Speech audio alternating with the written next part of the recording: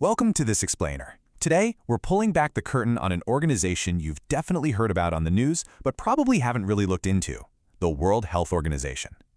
We're going to figure out exactly how this high-stakes global institution actually works.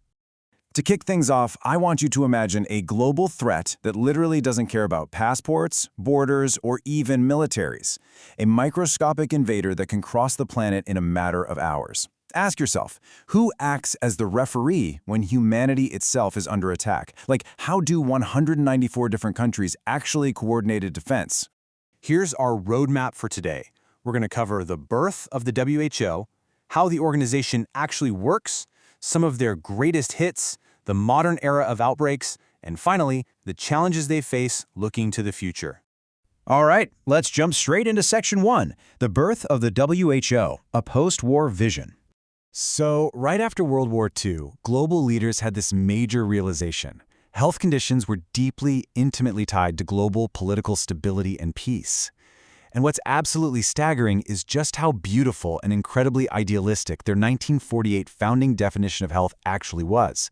They didn't just define health as simply not being sick. No, they elevated it to a state of complete physical, mental, and social well-being. This language was a real game changer. It laid the groundwork for a massive, completely unprecedented global mandate, effectively turning health into a fundamental human right. And the WHO was born from some incredibly rapid international consensus. Back in 1945, at a UN conference, Brazil and China put forward a joint proposal calling for a brand new global health agency. Fast forward just 1 year to 1946, and 61 nations had already approved its constitution in New York. Finally, on April 7, 1948, which, by the way, is the date we now celebrate as World Health Day, the WHO officially came into existence. Honestly, it was a moment of profound global optimism.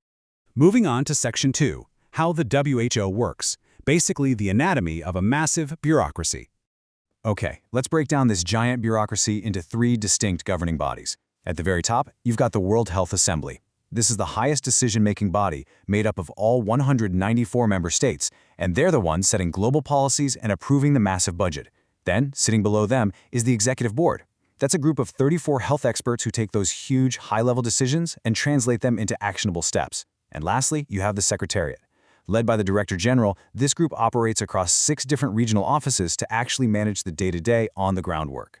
Now, the really crucial thing to understand here is that despite its massive scope, the WHO is, at its core, a global health referee. They set the rules, they monitor the playing field, and they absolutely blow the whistle when there's an emergency. But, and this is a huge constraint, they don't have the hard power to actually force compliance. Sovereign nations are the players on the field, and ultimately, those individual nations decide whether or not they're going to listen to the referee. Which brings us to Section 3, the greatest hits, the golden era of eradication. Take India's strategy for the global polio eradication initiative, for example.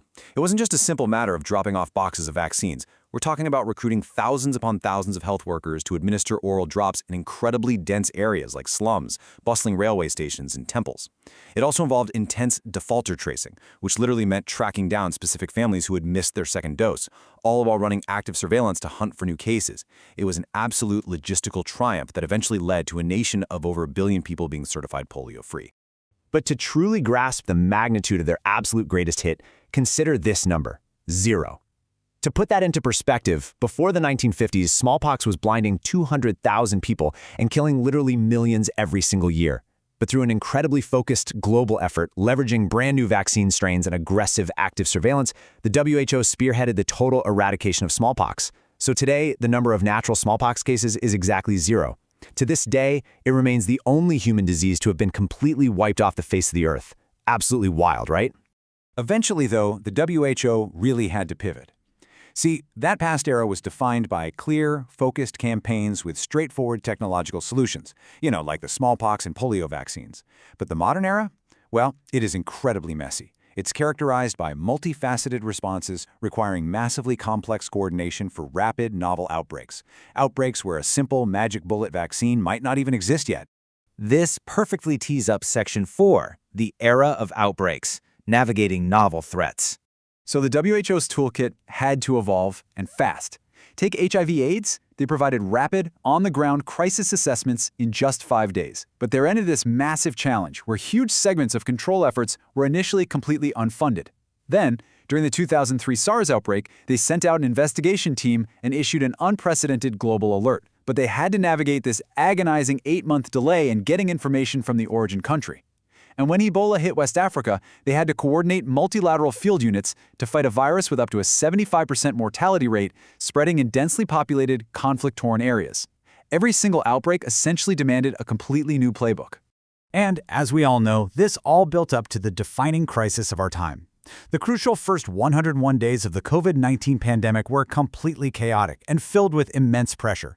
Think about it. From the very first cases reported in Wuhan in late December 2019 to acknowledging an international health emergency by day 30, and then finally the official pandemic declaration on March 11, 2020. It just goes to show how terrifyingly fast a modern pathogen can force our global referee to scramble and act.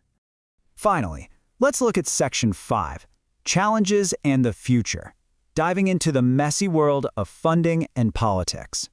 There is a massive systemic vulnerability baked right into the WHO. Their budget is basically split between obligatory contributions from member states and then voluntary extra budgetary funds. And here's the catch. Because a huge slice of their funding relies entirely on those voluntary donations, the WHO is constantly at the mercy of shifting donor nation politics. They're asked to be this perfectly neutral global referee, but their paycheck often depends entirely on the very players they are supposed to be refereeing. Talk about a tough spot. We really saw this play out with initiatives like COVAX, which were designed to ensure equitable vaccine distribution globally. But the harsh reality? There was a vast, growing gulf. Richer countries hoarded doses and immunized their own populations, while poorer nations, especially across regions like Africa, were just left waiting.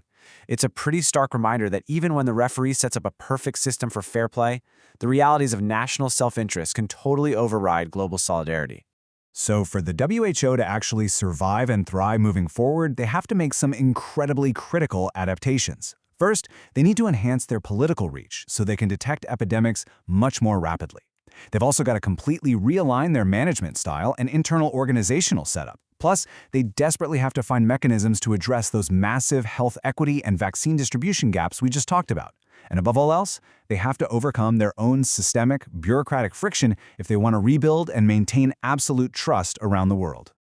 I'm going to leave you with one final provocative thought to chew on. We've seen that the World Health Organization is capable of amazing things. They've quite literally eradicated ancient plagues and navigated totally unprecedented modern crises. But, as we've also seen, they're heavily tethered by funding gaps, intense geopolitical rivalries, and some serious bureaucratic limitations. So the ultimate question is this: can the WHO cure its own systemic vulnerabilities before the next inevitable match begins? Thank you so much for joining me for this explainer, and keep asking the big questions.